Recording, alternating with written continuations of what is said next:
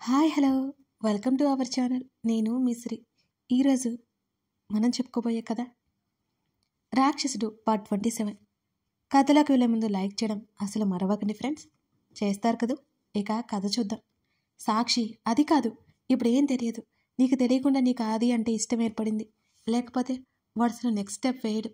అది నువ్వు అర్థం చేసుకోవడం లేదు అంటున్న కార్తీక్ మాటలకి చెంప మీద ఒక్కటేశాను. ఒక్క మాట మాట్లాడావంటే ఏం చేస్తున్నా కూడా నాకే తెలియదు. ఎంతసేపు ఆది ఆది ఆది, అలాంటప్పుడు నన్నెందుకు పెళ్లి చేసుకుంటాను అన్నావు? ఒక అమ్మాయికి మాట ఇచ్చావంటే అది నిలబెట్టుకోవాలి. ఒకవేళ నీతో నా పెళ్ళి అయిపోయినా ఆ ఆదికి నన్ను ఇచ్చేస్తావేమో. I hate you. ఇంకోసారి నీ ముఖం నాకు చూపించకు. ఐ హేట్ యూ అని గట్టిగా అరిచాను. నాకు బాగా ఏడుపు వచ్చేస్తుంది. సాక్షి, అది కాదు, ఐ యామ్ విత్ యూ అని కార్తీక్ నా చేతులు పట్టుకుని సర్ది చెప్తున్నాడు. అవును, కనిపిస్తూనే ఉంది. నువ్వు ఎంత బాగా నాకు తోడుంటావో. నాకు ఎవరూ లేరు అని గట్టిగా అరిచి అక్కడి నుంచి పరుగున బయటకు వచ్చేశాను. కార్తీక్ పిలుస్తున్నా వినిపించుకోకుండానే. ప్రజ్ఞ ఆదిల్ క్యాబిన్లోకి వెళ్తూ కనిపించింది. ఛీ, ఇంకేం దారుణాలు చూడాలో ఏంటో నేను. తను పెళ్లి చేసుకుని ఇంట్లో పెట్టాడు, నన్ను పెళ్లి చేసుకుని ఇంట్లో పెట్టాడు. బుద్ధి లేకుండా ఆ ప్రజ్ఞని పిలిపించుకుంటున్నాడు నచ్చినప్పుడు. తలుపు దగ్గరికి వెళ్ళాను. లోపలికి వెళ్ళాలా వద్దా? అసలు నాకేం హక్కుందని నేను లోపలికి వెళ్ళాలి? ప్లీజ్ ఆది, మన రిలేషన్ని కంటిన్యూ చేద్దాం ప్లీజ్. ఎక్కడికైనా వెళ్దాం ఆ రోజులాగా. ప్లీజ్ కాదనుకు. ఆ అమ్మాయికి డివోర్స్ ఇచ్చే ఆది. ప్రజ్ఞ గొంతుల ఆదిల్ మీద మోహం స్పష్టంగా అర్థమైంది నాకు. అంతే కదా, వాళ్ళిద్దరూ ఒక్కటైపోయారు. ఒకరంటే ఒకరికి ఇష్టమే. ఆల్రెడీ శరీరాలు పంచుకున్నారు. ప్రజ్ఞ కాబట్టి ఊరుకుంది. అదే నేనే వేరే ఎవరైనా అయితే అసలు తట్టుకోగలరా? ఇంత మోసాన్ని చూసి భరించగలరా? నేను ఎప్పటికీ ఇతనికి లొంగిపోను. అక్కడి నుంచి కోపంగా లిఫ్ట్ వైపుకి వెళ్ళాను. కిందకి వచ్చేశాను. డ్రైవర్ కింద ఉన్నాడు. మేడం అని అన్నాడు డ్రైవర్. నేను మాట్లాడకుండా వెళ్ళిపోతుంటే ఇంటి దగ్గర డ్రాప్ చేయమంటారా మేడం అని అడిగాడు మరోసారి. అక్కర్లేదు, నేను వెళ్ళిపోతాను. మీ సార్కి చెప్పానులే, కంగారు పడుకో అని బస్టాండ్కి నడిచాను నేను. అయినా నేను చెప్పకుండా వెళ్తున్నాను కదా, అతను కంగారు పడతాడా? అయినా అతను నా గురించి ఎందుకు కంగారు పడతాడు? ప్రజ్ఞతో సంతోషంగా రొమాన్స్ చేసుకుంటూ ఉండుంటాడు. లేదులే, కొంత కంగారు ఉంటుందిలే. ఇతనికి నా నుంచి కావాల్సింది ఇంకా అందలేదు కదా పాపం. బస్టాండ్ దగ్గర నిలబడి ఉన్నాను. మమ్మీని అమ్మమ్మని చూడాలనిపించింది నాకు. అయినా వెళ్ళలేను. వెళ్ళిన వాళ్ళకి నేను అక్కర్లేదు. బస్ రావడానికి గంట టైం ఉంది. అలాగే అక్కడే వెయిట్ చేస్తూ కూర్చున్నాను నేను. అంతే కదా, అంతకుమించి ఎటు వెళ్ళలేను, ఏం చేయలేను. ఈ ఆదిల్ పీడైతే వదిలించుకుంటాను. మరో అరగంట గడిచింది.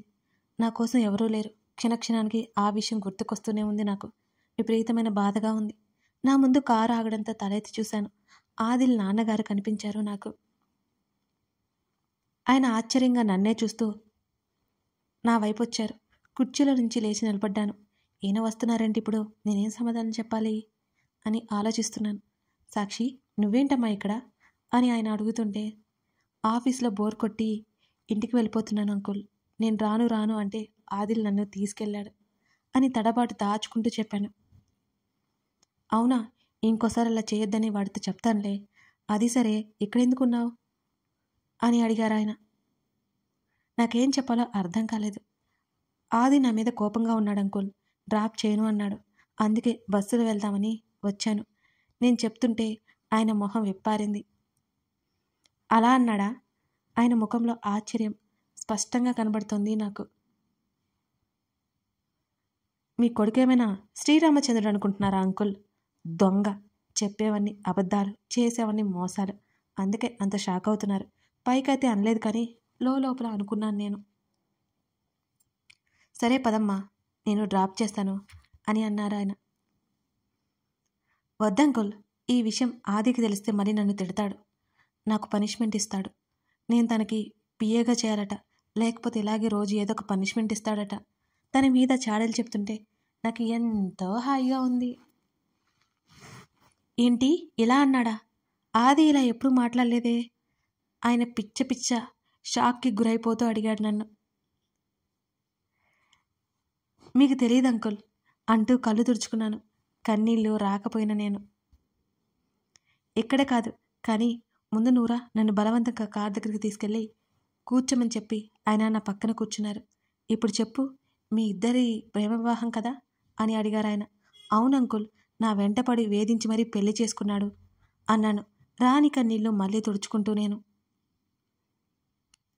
నిన్ను బాగా చూసుకోవట్లేదా, నువ్వంటే చాలా ఇష్టం అన్నాడే అని అంటున్నా ఆయన ముఖంలో అయోమయం, కంగారు నాకు స్పష్టంగా కనబడుతూనే ఉన్నాయి. ఇష్టమైన వ్యక్తి అయితే నన్ను ఇలా ఒంటరిగా పంపిస్తాడా? మీరే చెప్పండి అంకుల్. ఇంట్లో పనులన్నీ చేయిస్తున్నాడు, సరిగ్గా నిద్ర కూడా పోవట్లేదు. నా కళ్ళు చూడండి ఎలా ఉన్నాయో అంటూ 2 వేళ్లతో 2 కళ్ళు పట్టుకుని మరీ చూపించాను ఆయనకి. నిజమేనమ్మా, నిద్రలేని కళ్ళులాగా పీక్కుపోయి ఉన్నాయి అంటూ నా మీద జాలి చూపించారు ఆయన. ఇంకా ఏం చేస్తాడో తెలుసా అంకుల్ అని మణికట్టుతో కళ్ళు తుడుచుకుంటూ ఏడ్చాను. కాదు, ఏడుపు నటించాను. ఏం చేశాడు అని అడిగాడు. కాఫీ పెట్టమన్నాడా? నాకేమో రాదు. ఆ విషయం తనకు కూడా తెలుసు అంకుల్. నేనెప్పుడు మా ఇంట్లో కాఫీ పెట్టలేదు అంకుల్.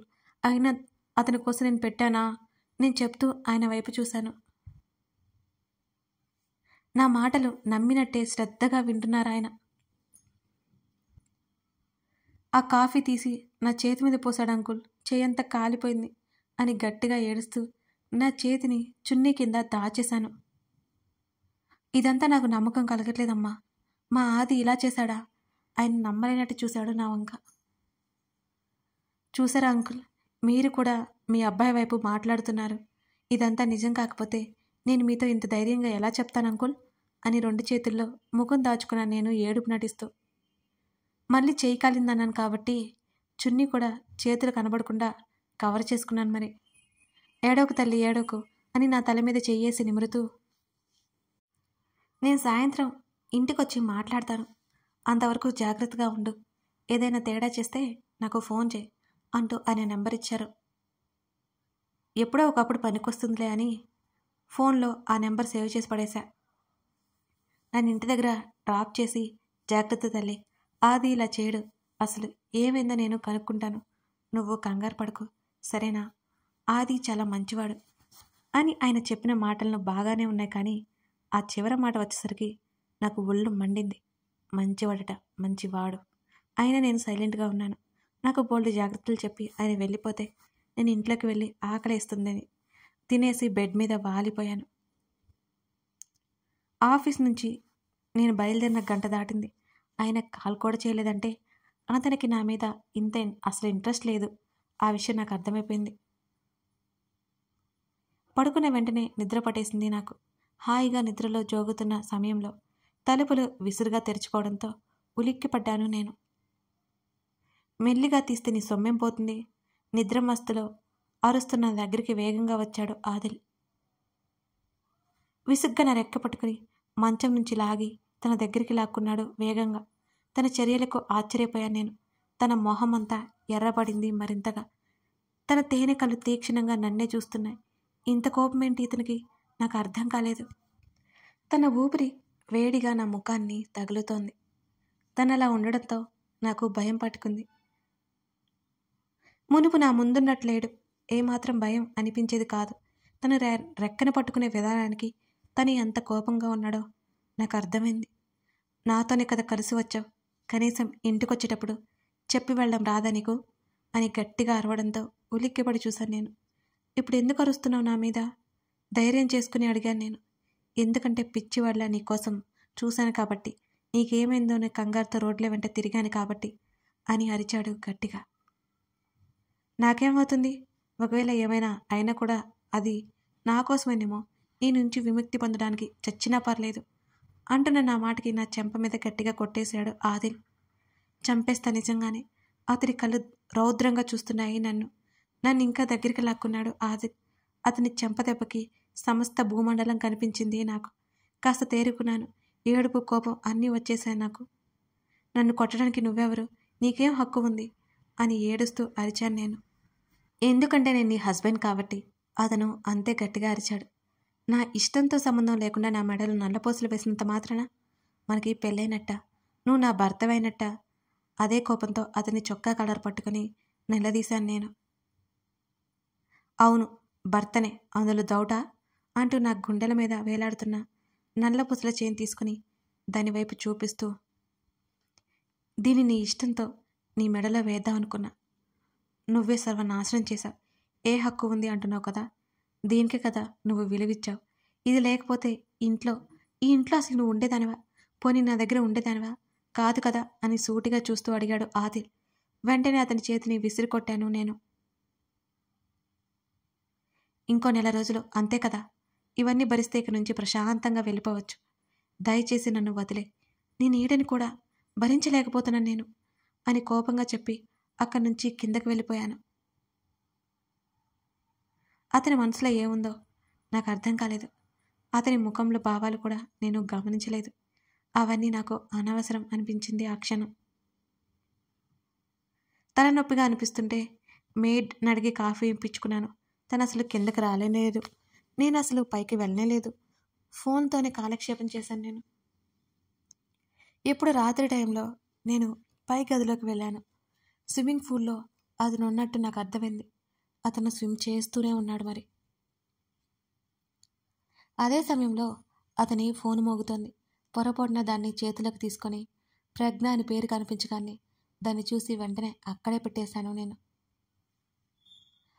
అది కంటిన్యూస్గా మోగుతూనే ఉంది.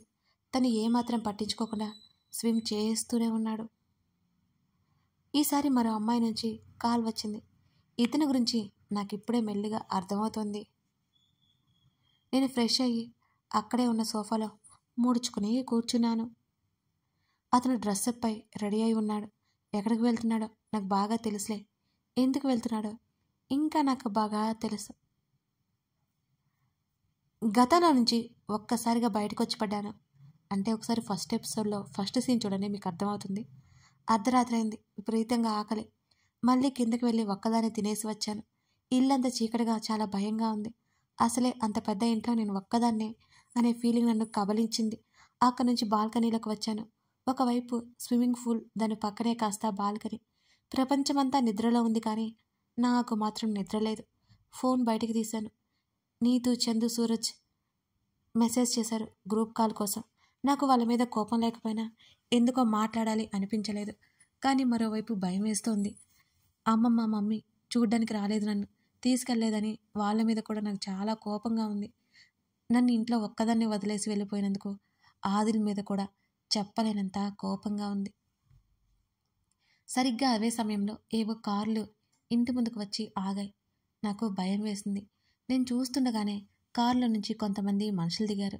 బయట ఉన్న వాచ్మెన్ వాళ్ళని ఆపుతుండగానే అతన్ని కొట్టారు. నాకేం చేయాలో తోచలేదు. కాళ్ళు చేతులు ఆడలేదు అసలు. ఒక్కసారిగా నాలో వణుకు మొదలైంది. గబగబా గదిలోకి వచ్చి తలుపులు లాక్ చేసుకుని ఆదిల్కి కాల్ చేశాను నేను. తను లిఫ్ట్ చేయలేదు. అతని మీద ఇంకా కోపం వచ్చింది. వాళ్ళు వచ్చారు అనే భయం, ఏం చేస్తారో అనే సందేహం నా ఏడుపుకి కారణమయ్యాయి. వెంటనే కార్తీక్కి ట్రై చేయబోయాను. ఆలోపే నేను ఉన్న రూమ్ తలుపు దబ్బున తెరుచుకుంది. అదిరిపడ్డంతో నా చేతిలో ఉన్న ఫోన్ నేల మీద పడింది.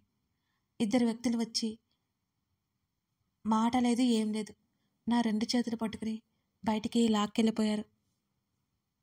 వాళ్ళకి ఎదురుగా తిరిగితే ఏం చేస్తారో అనే భయంతో నోరు విప్పలేదు నేను. సరిగ్గా ఇంటి బయట 2 గార్డ్స్ పడి ఉన్నారు. వాళ్ళు రక్తపు మడుగులో ఉండడంతో నా కళ్ళు గిర్రున తిరిగాయి ఒక్కసారిగా. ఎవరు మీరు? ఎందుకు ఇలా చేస్తున్నారు అని ఒకవైపు ఏడుస్తూనే అడిగాను నేను వాళ్ళని. నోరు తెరిస్తే చంపేస్తాం, సైలెంట్గా రా అంటున్న వాళ్ళ మాటలకు నాకు బాగా భయం వేసింది. నా గుండె అక్కడే ఆగిపోయేలా ఉంది. తల తిరిగిపోతుంది. నన్ను అలాగే గేట్ దగ్గరికి లాక్కుపోయారు. అక్కడెవరో ఒక వ్యక్తి నిలబడి ఉన్నాడు. ఆ వ్యక్తిని పోల్చుకోవడానికి నాకు ఎక్కువ సమయం పట్టలేదు. కథ కొనసాగుతుంది. సాక్షిని తీసుకెళ్ళిపోవడానికి వచ్చిన మనుషులు ఎవరై ఉంటారు? సాక్షిని వాళ్ళు ఎత్తుకెళ్ళిపోతే ఆదిల్ ఆమెను కనిపెడతాడా? సాక్షిని కాపాడడానికి ఆదిల్ వస్తాడా? ఇవన్నీ తెలియాలంటే నెక్స్ట్ పార్ట్ చూడాల్సిందే. లైక్ చేసి కామెంట్ చేయడం అస్సలు మర్చిపోకండి friends. Thank you for watching this video.